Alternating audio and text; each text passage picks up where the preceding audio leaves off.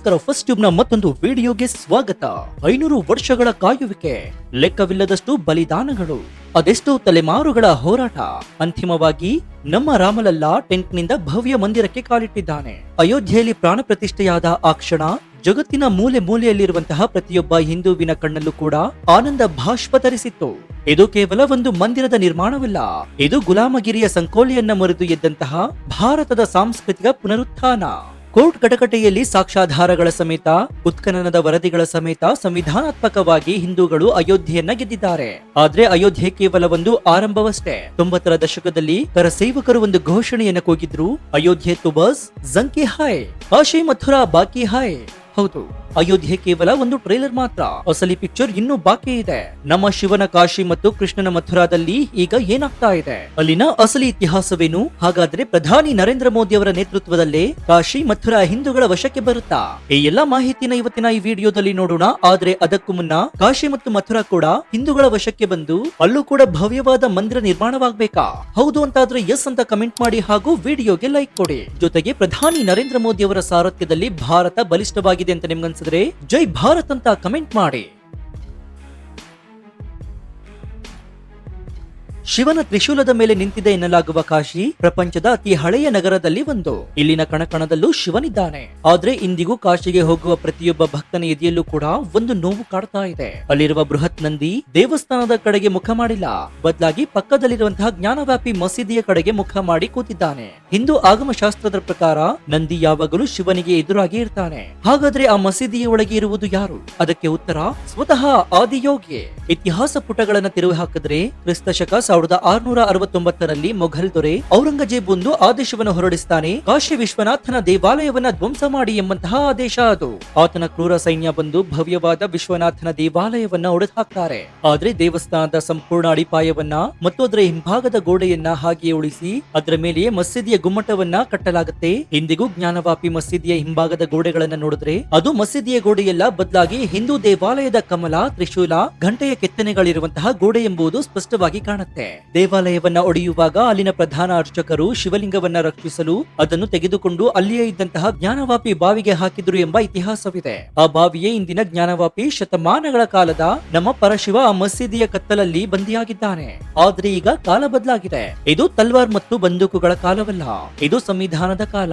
2021ರಲ್ಲಿ 5 ಹಿಂದೂ ಮಹಿಳೆಯರು ಕೋರ್ಟ್ ಮೆಟ್ಟಿಲಿರ್ತಾರೆ. ಜ್ಞಾನವಾಪಿ ಸಂಕೀರ್ಣದಲ್ಲಿರುವಂತಹ ಶೃಂಗಾರ ಗೌರಿಗೆ ದಿನನಿತ್ಯ ಪೂಜೆ ಮಾಡಲು ಅವಕಾಶವನ್ನ ಕೊಡ್ತಾರೆ. ಇದು ದೊಡ್ಡ ಜ್ವಾಲಾಮುಖಿಯನ್ನು ಹೆಬ್ಬಿಸುತ್ತೆ. ಕೋರ್ಟ್ ಆ ಸ್ಥಳದ ವಿಡಿಯೋ ಸರ್ವೆಗೆ ಆದೇಶವನ್ನ ನೀಡುತ್ತೆ. ಮೇ 16, 2022 ಭಾರತದ ಇತಿಹಾಸದಲ್ಲಿ ಸುವರ್ಣಾಕ್ಷರಗಳಲ್ಲಿ ಬರೆದಿಡುವ ದಿನವದು. ಸರ್ವೆ ಮಾಡುವಾಗ ಮಸೀದಿಯೊಳಗೆ ಮುಸ್ಲಿಮರಿಗೆ ಕಾಲು ತೊಳೆಯುವ ವಜಾಖಾನಾದಲ್ಲಿ ಒಂದು ಬೃಹತ್ ಕಲ್ಲಿನ ಆಕೃತಿ ಸಿಗುತ್ತೆ. ಹಿಂದೂಗಳು ಇದು ಶಿವಲಿಂಗ ಅಂದ್ರೆ, ಮುಸ್ಲಿಂ ಪರ ವಕೀಲರು ಇದು ಕೇವಲ ಒಂದು ಕಾರಂಜಿ ಅಂತಾರೆ. ಆದ್ರೆ ನ್ಯಾಯಾಲಯ ಆ ಜಾಗವನ್ನ ಸೀಲ್ ಮಾಡಿದೆ. ಇತ್ತೀಚೆಗೆ ಭಾರತೀಯ ಪುರಾತತ್ವ ಇಲಾಖೆ 800ಕ್ಕೂ ಹೆಚ್ಚು ಪುಟಗಳ ವರದಿಯನ್ನ ಕೋರ್ಟ್ಗೆ ನೀಡಿದೆ. ಅದರಲ್ಲಿ ಸ್ಪಷ್ಟವಾಗಿ ಹೇಳಲಾಗಿದೆ, ಮಸೀದಿಯನ್ನ ಒಂದು ದೊಡ್ಡ ಹಿಂದೂ ದೇವಾಲಯವನ್ನ ಒಡೆದು ಅದರ ಮೇಲೆಯೇ ಕಟ್ಟಲಾಗಿದೆ ಅಂತ. ಇನ್ನೊಂದು ಭಾರಿ ದೊಡ್ಡ ಗೆಲುವು ಏನಂದ್ರೆ, ಮಸೀದಿ ಕೆಳಗಿರುವಂತಹ ವ್ಯಾಸಾಜಿಕ ತಹಖಾನ ಅಂದ್ರೆ ನೆಲಮಾಳಿಗೆ. ಇಲ್ಲಿ ಹಿಂದೂಗಳಿಗೆ ಪೂಜೆ ಮಾಡಲು ಅಲಹಾಬಾದ್ ಹೈಕೋರ್ಟ್ ಅನುಮತಿಯನ್ನು ನೀಡಿದೆ. 30 ವರ್ಷಗಳ ನಂತರ ಅಲ್ಲಿ ಮತ್ತೆ ಘಂಟಾನಾದ ಕೇಳಿ ಬಂದಿದೆ, ಆರತಿ ಬೆಳಗ್ತಾ ಇದೆ. ಇದು ಕಾಶಿ ವಿಶ್ವನಾಥನ ಸಂಪೂರ್ಣ ಮುಕ್ತಿಗೆ ಮೊದಲ ಹೆಜ್ಜೆ. ಇದು ಕಾಶಿಯಲ್ಲಿ ಶಿವನ ಕಥೆಯಾದ್ರೆ, ಇತ್ತ ಮಥುರಾದಲ್ಲಿ ಜಗದೋದ್ಧಾರಕ ಶ್ರೀಕೃಷ್ಣನ ಕಥೆಯೂ ಕೂಡ ಭಿನ್ನವಾಗಿಲ್ಲ. ಕೃಷ್ಣ ಹುಟ್ಟಿದ ಕಂಸನ ಕಾರಾಗೃಹವಿದ್ದಂತಹ ಜಾಗ ಜಗತ್ತಿನ ಕೋಟ್ಯಂತರ ಹಿಂದೂಗಳಿಗೆ ಪರಮ ಪವಿತ್ರವಾದ ಕೃಷ್ಣ ಜನ್ಮಭೂಮಿ. ಆದ್ರೆ ಇವತ್ತು ನೀವು ಮಥುರಾಗೆ ಹೋದ್ರೆ ಕೃಷ್ಣನ ಭವ್ಯ ಮಂದಿರದ ಗೋಡೆಗೆ ಅಂಟಿಕೊಂಡಿದ್ದಂತೆ ಒಂದು ದೊಡ್ಡ ಮಸೀದಿ ನಿಂತಿದೆ. ಅದರ ಹೆಸರೇ ಶಾಹಿ ಈದ್ಗಾ ಮಸೀದಿ. ಮಥುರೆಯ ಮೇಲೆ ಒಂದಲ್ಲ ಎರಡಲ್ಲ ಹಲವಾರು ಬಾರಿ ದಾಳಿಯಾಗಿದೆ. 2017ರಲ್ಲಿ ಮೊಹಮ್ಮದ್ ಗಜ್ನಿ ಬಂದು ಕೃಷ್ಣನ ದೇವಾಲಯವನ್ನ ಲೂಟಿ ಮಾಡಿದ್ದ. ಆನಂತರ ಸಿಕಂದರ್ ಲೋದಿ ಅದನ್ನ ಕೆಡವಿದ. ಪ್ರತಿ ಬಾರಿಯೂ ಹಿಂದೂ ರಾಜರು ಅದನ್ನ ಮತ್ತೆ ಮತ್ತೆ ಕಟ್ತಾ ಇದ್ರು. ಆದ್ರೆ 1670ರಲ್ಲಿ ಮತ್ತೆ ಅದೇ ಔರಂಗಜೇಬ್ ಮಥುರೆಯ ಮೇಲೆ ದಾಳಿ ಮಾಡಿ ದೇವಾಲಯವನ್ನ ಸಂಪೂರ್ಣವಾಗಿ ಧ್ವಂಸ ಮಾಡಿ ಗರ್ಭಗುಡಿಯ ಮೇಲೆಯೇ ಆ ಮಸೀದಿಯನ್ನ ಕಟ್ಟಿದ್ದ. ನಮ್ಮ ಕೃಷ್ಣಯ್ಯನ ಜನ್ಮಸ್ಥಳದ ಮೇಲೆಯೇ ಮಸೀದಿಯ ಗುಮ್ಮಟಗಳು ತಲೆ ಎತ್ತಿದ್ವು. ಇನ್ನು 1968ರಲ್ಲಿ ಶ್ರೀಕೃಷ್ಣ ಜನ್ಮಸ್ಥಾನ ಸೇವಾ ಸಂಸ್ಥಾನ ಮತ್ತು ಶಾಹಿ ಈದ್ಗಾ ಮಸೀದಿ ಕಮಿಟಿಯ ನಡುವೆ ಒಂದು ಒಪ್ಪಂದವಾಗಿತ್ತು. ಅದರ ಪ್ರಕಾರ 13.30 37 ಎಕರೆ ಜಾಗದಲ್ಲಿ ಮಸೀದಿಗೆ ಸ್ವಲ್ಪ ಜಾಗವನ್ನ ಬಿಟ್ಕೊಡ್ಲಾಯಿತು. ಆದ್ರೆ ಇಂದಿನ ಹಿಂದೂಗಳ ವಾದವೇನೆಂದ್ರೆ ಆ ಒಪ್ಪಂದ ಕಾನೂನು ಬಾಹಿರ. ಕೃಷ್ಣನ ಜಾಗವನ್ನ ಬಿಟ್ಟುಕೊಡಲು ಯಾರಿಗೂ ಹಕ್ಕಿಲ್ಲ. ಇಡೀ 13.37 ಎಕರೆ ಕೃಷ್ಣ ಲಲ್ಲಾನಿಗೆ ಸೇರಿದ್ದು ಅಂತ. ಇವತ್ತು ಮಥುರಾ ಪ್ರಕರಣ ಕೂಡ ಅಲಹಾಬಾದ್ ಹೈಕೋರ್ಟ್ ನಲ್ಲಿದೆ. ಇಲ್ಲಿಯೂ ಕೂಡ ಕಾಶಿ ಮಾದರಿಯಲ್ಲಿಯೇ ಪುರಾತತ್ವ ಇಲಾಖೆಯಿಂದ ವೈಜ್ಞಾನಿಕ ಸಮೀಕ್ಷೆ ನಡೆಯಬೇಕು ಎಂಬುದು ಹಿಂದೂಗಳ ಪ್ರಮುಖ ಬೇಡಿಕೆಯಾಗಿದೆ. ಮಸೀದಿಯ ಕೆಳಗೆ ಕೃಷ್ಣನ ಗರ್ಭಗುಡಿಯ ಕುರುಹುಗಳಿವೆ ಎಂಬುದು ಸ್ಪಷ್ಟವಾಗಿದೆ. ಕಾನೂನಿನ ಚೌಕಟ್ಟಿನಲ್ಲಿಯೇ ಕೃಷ್ಣನಿಗೆ ನ್ಯಾಯ ಸಿಗುವ ಕಾಲ ಹತ್ತಿರವಾಗ್ತಾ ಇದೆ. ಅಯೋಧ್ಯೆ, ಕಾಶಿ ಮತ್ತು ಮಥುರಾ ಈ ಮೂರು ಕೇವಲ ಭೂಮಿಯ ತುಂಡುಗಳಲ್ಲ, ಇವು ಸನಾತನ ಧರ್ಮದ ಆತ್ಮ. ಅಯೋಧ್ಯೆ ನಮಗೆ ಮರ್ಯಾದೆಯನ್ನು ಕಲಿಸಿದ್ರೆ, ಕೃಷ್ಣ ನಮಗೆ ಧರ್ಮವನ್ನ ರಕ್ಷಿಸುವ ಗೀತೆಗಳನ್ನ ಬೋಧಿಸಿದ. ಇನ್ನು ಕಾಶಿ ನಮ್ಮೆಲ್ಲರ ಅಂತಿಮ ಮುಕ್ತಿಯ ತಾಣ. ಶತಮಾನಗಳ ಕಾಲ ನಮ್ಮ ಮೇಲೆ ನಡೆದಂತಹ ದೌರ್ಜನ್ಯಗಳ ಕುರುಹುಗಳನ್ನ ಅಳಿಸಿ ಹಾಕಿ ನಮ್ಮ ಮೂಲ ಅಸ್ಮಿತೆಯನ್ನ ಮರಳಿ ಪಡೆಯುವ ಕಾಲ ಈಗ ಬಂದಿದೆ.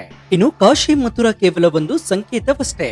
ಇಸ್ಲಾಮಿಕ್ ಆಕ್ರಮಣಕಾರರು ಭಾರತದ ಮೇಲೆ ದಾಳಿ ಮಾಡಿದಾಗ ಕೇವಲ ಸಂಪತ್ತನ್ನ ದೋಚಿಲ್ಲ, ಬದಲಾಗಿ ಈ ಮಣ್ಣಿನ ಸಾಂಸ್ಕೃತಿಕ ಅಸ್ಮಿತೆಯನ್ನೇ ನಮ್ಮ ಸಾವಿರಾರು ಭವ್ಯ ದೇವಾಲಯಗಳನ್ನ ನಾಶಪಡಿಸಿದ್ದಾರೆ. ಕಾಶಿ ಮಥುರಾ ಮಾತ್ರವಲ್ಲದೆ ರಾಜಧಾನಿ ದೆಹಲಿಯ ಹೃದಯ ಭಾಗದಲ್ಲಿರುವಂತಹ ಕುತುಬ್ ಮಿನಾರ್ ಆವರಣದಲ್ಲಿ ಇಂದಿಗೂ ಕೂಡ ಹಿಂದೂಗಳ ಇತಿಹಾಸ ರೋಧಿಸ್ತಾ ಇವೆ. ಕುತುಬ್ ಮಿನಾರ್ ಪಕ್ಕದಲ್ಲೇ ಇರುವಂತಹ ಕುವೈತುಲ್ ಇಸ್ಲಾಂ ಮಸೀದಿಯನ್ನ ನೋಡಿದ್ರೆ ನಿಮ್ಮ ರಕ್ತ ಕುದಿಯುತ್ತೆ. ಯಾಕಂದ್ರೆ ಈ ಮಸೀದಿಯ ಗೋಡೆಗಳ ಮೇಲೆ, ಕಂಬಗಳ ಮೇಲೆ ಹಿಂದೂ ದೇವತೆಗಳ ಗಂಟೆಗಳ ಮತ್ತು ಕಮಲದ ಸ್ಪಷ್ಟವಾದ ಕೆತ್ತನೆಗಳಿವೆ. ಇತಿಹಾಸಕಾರರ ಪ್ರಕಾರ ಮತ್ತು ಅಲ್ಲಿರುವಂತಹ ಶಾಸನಗಳ ಪ್ರಕಾರವೇ ಬರೋಬ್ಬರಿ 27 ಹಿಂದೂ ಮತ್ತು ಜೈನ ದೇವಾಲಯಗಳನ್ನ ಕೆಡವಿ ಆ ಕಲ್ಲುಗಳಿಂದಲೇ ಈ ಮಸೀದಿಯನ್ನು ಕಟ್ಟಲಾಗಿದೆ. ಅಲ್ಲಿ ಗಣೇಶನ ಮೂರ್ತಿಗಳು ತಲೆ ಕೆಳಗಾಗಿವೆ, ಅಪಮಾನಕರ ರೀತಿಯಲ್ಲಿ ಇಡಲಾಗಿದೆ. ಇಂದು ಹಿಂದೂ ಪರ ವಕೀಲರು ಈ ಜಾಗದಲ್ಲಿ ನಮಗೆ ಪೂಜೆ ಮಾಡಲು ಅವಕಾಶ ಬೇಕು, ಮಸೀದಿಯ ಒಳಗಿರುವ ಹಿಂದೂ ದೇವಾಲಯಗಳಿಗೆ ನ್ಯಾಯ ಸಿಗಬೇಕು ಅಂತ ದೆಹಲಿಯ ನ್ಯಾಯಾಲಯದಲ್ಲಿ ಕಾನೂನು ಹೋರಾಟವನ್ನು ನಡೆಸ್ತಾ ಇದ್ದಾರೆ. ನಮ್ಮ ಕಣ್ಣೆದುರೇ ಇರುವಂತಹ ಈ ಐತಿಹಾಸಿಕ ಅನ್ಯಾಯವನ್ನ ಸರಿಪಡಿಸಲು ಕಾಲ ಈಗ ಸನ್ನಿಹವಾಗಿದೆ. ಇನ್ನು ದೆಹಲಿಯಿಂದ ನೇರವಾಗಿ ಮಧ್ಯಪ್ರದೇಶದ ಧಾರಾನಗರಕ್ಕೆ ಬಂದ್ರೆ ಅಲ್ಲಿ ನಮ್ಮೆಲ್ಲರ ವಿದ್ಯಾದೇವತೆ ತಾಯಿ ಸರಸ್ವತಿಯ ಕಣ್ಣೀರಿನ ಕಥೆ ಇದೆ. 11ನೇ ಶತಮಾನದಲ್ಲಿ ಪರಮಾರ ವಂಶದ ಶ್ರೇಷ್ಠ ದೊರೆ ರಾಜ ಭೋಜ ನಿರ್ಮಿಸಿದಂತಹ ಭವ್ಯವಾದ ವಿಶ್ವವಿದ್ಯಾಲಯ ಮತ್ತು ಸರಸ್ವತಿ ಮಂದಿರವೇ ಈ ಭೋಜ ಶಾಲೆ. ಆದ್ರೆ 14ನೇ ಶತಮಾನದಲ್ಲಿ ಅಲ್ಲಾವುದ್ದೀನ್ ಖಿಲ್ಜಿ ಮತ್ತು ನಂತರದ ಮುಸ್ಲಿಂ ಆಕ್ರಮಣಕಾರರು ಈ ಭವ್ಯ ವಿದ್ಯಾ ಕೇಂದ್ರವನ್ನ ಧ್ವಂಸ ಮಾಡಿ ಅದರ ಮೇಲೆಯೇ ಕಮಾಲ್ ಮೌಲಾ ಮಸೀದಿಯನ್ನ ನಿರ್ಮಿಸಿದ್ರು. ತಾಯಿ ವಾಗ್ದೇವಿಯ ಅಂದ್ರೆ ಸರಸ್ವತಿಯ ಸುಂದರವಾದ ಮೂರ್ತಿಯನ್ನ ಬ್ರಿಟಿಷರು ಲಂಡನ್ ಮ್ಯೂಸಿಯಂಗೆ ತೆಗೆದುಕೊಂಡು ಹೋಗ್ತಾರೆ. ಅದು ಇಂದಿಗೂ ಕೂಡ ಅಲ್ಲೇ ಇದೆ. ಎಂದು ಭೋಜ ಶಾಲೆಯ ಪರಿಸ್ಥಿತಿ ಹೇಗಿದೆ ಗೊತ್ತಾ? ಪ್ರತಿ ಮಂಗಳವಾರ ಹಿಂದೂಗಳು ಅಲ್ಲಿ ಪೂಜೆ ಮಾಡ್ತಾರೆ, ಪ್ರತಿ ಶುಕ್ರವಾರ ಮುಸ್ಲಿಮರು ಅಲ್ಲಿ ನಮಾಜ್ ಅನ್ನ ಮಾಡ್ತಾರೆ. ಆದ್ರೆ ಇದು ಸಂಪೂರ್ಣವಾಗಿ ಸರಸ್ವತಿ ಮಂದಿರ, ಮಸೀದಿಯಲ್ಲ.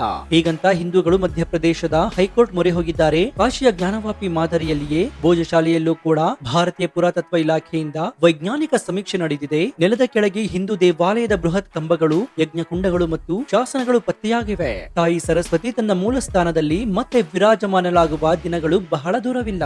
ಆದ್ರೆ ಹಿಂದೂಗಳ ಈ ಎಲ್ಲಾ ಕಾನೂನು ಹೋರಾಟಗಳಿಗೆ ಒಂದು ಬಹುದೊಡ್ಡ ಅಡ್ಡಿ ಇದೆ. ಅದೇ 1991ರ ಪೂಜಾ ಸ್ಥಳಗಳ ಕಾಯ್ದೆ. 1991ರಲ್ಲಿ ಅಂದಿನ ಕಾಂಗ್ರೆಸ್ ಸರ್ಕಾರ ತಂದಂತಹ ಈ ಕಾನೂನು ಏನ್ ಹೇಳುತ್ತೆ ಅಂದ್ರೆ, ಆಗಸ್ಟ್ 15, 1947ರಂದು ಭಾರತಕ್ಕೆ ಸ್ವಾತಂತ್ರ್ಯ ಸಿಕ್ಕಾಗ ಯಾವ ಧರ್ಮದ ಸ್ಥಳ ಯಾವ ಸ್ಥಿತಿಯಲ್ಲಿತ್ತು ಅದು ಭವಿಷ್ಯದಲ್ಲೂ ಕೂಡ ಹಾಗೆ ಇರಬೇಕು, ಅದರ ಸ್ವರೂಪವನ್ನು ಬದಲಾಯಿಸುವಂತಿಲ್ಲ ಎಂಬುದು. ಅಂದ್ರೆ ಸ್ವಾತಂತ್ರ್ಯ ಬರುವ ಮುನ್ನವೇ ಔರಂಗಜೇಬನು ಅಥವಾ ಬಾಬರ್ನಂತಹ ಕ್ರೂರಿಗಳು ಹಿಂದೂ ದೇವಾಲಯಗಳನ್ನ ಕೆಡವಿ ಮಸೀದಿಯನ್ನು ಕಟ್ಟಿದ್ದಾರೆ, ಅದನ್ನು ನಾವು ಮರಳಿ ಕೇಳುವಂತಿಲ್ಲ.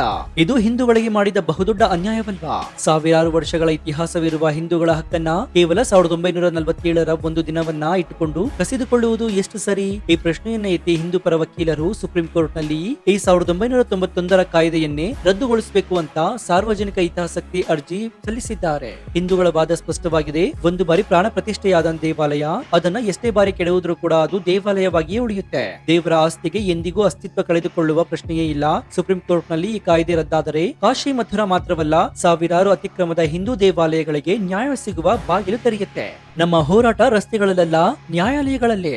ನಮ್ಮ ಆಯುಧ ಕತ್ತಿಯಲ್ಲ, ಬದಲಾಗಿ ಇತಿಹಾಸ, ವಿಜ್ಞಾನ ಮತ್ತು ಸಂವಿಧಾನ.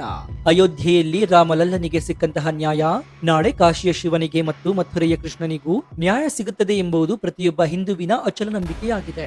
ವೀಕ್ಷಕರೇ, ನಮ್ಮ ಇತಿಹಾಸ ಮತ್ತು ಹೋರಾಟದ ಬಗ್ಗೆ ನಿಮ್ಮ ಅಭಿಪ್ರಾಯವೇನು? ಜ್ಞಾನವಾಪಿ ಮಸೀದಿಯ ಒಳಗೆ ಇರುವುದು ಶಿವಲಿಂಗವೋ ಅಥವಾ ಕಾರಂಜಿಯೋ? ನಿಮ್ಗೇನನ್ಸುತ್ತೆ ಅಂತ ಕಮೆಂಟ್ ಮಾಡಿ ಹಾಗೂ ವಿಡಿಯೋಗೆ ಲೈಕ್ ಕೊಡಿ. ಜೊತೆಗೆ ನೀವಿನ್ನೂ ನಮ್ಮ ಚಾನೆಲ್ ಅನ್ನು ಸಬ್ಸ್ಕ್ರೈಬ್ ಮಾಡ್ಕೊಂಡಿಲ್ಲ ಅಂದ್ರೆ ಈ ಕೂಡಲೇ ಸಬ್ಸ್ಕ್ರೈಬ್ ಮಾಡಿಕೊಂಡು ಪಕ್ಕದಲ್ಲಿರುವಂತಹ ಬೆಲ್ ಐಕಾನ್ ಅನ್ನು ಪ್ರೆಸ್ ಮಾಡಿ. ಇದರಿಂದ ನಾವು ಹಾಕುವ ಹೊಸ ವಿಡಿಯೋಗಳ ನೋಟಿಫಿಕೇಶನ್ ಮತ್ತು ನಿಮಗೆ ಸಿಗುತ್ತೆ. ಇನ್ನು ನಮ್ಮ ಚಾನೆಲ್ ನಲ್ಲಿ ಇಂತಹ ಅನೇಕ ಕುತೂಹಲಕಾರಿ ವಿಡಿಯೋಗಳು ಇವೆ, ಅವುಗಳನ್ನು ನೋಡಿ ಪ್ರೋತ್ಸಾಹಿಸಿ. ಇದಾಗಿತ್ತು ಈ ಕ್ಷಣದ ವಿಶೇಷ. ನೋಡ್ತಾ ಇರಿ ಫಸ್ಟ್ ಟ್ಯೂಬ್ ಕನ್ನಡ. ಧನ್ಯವಾದ.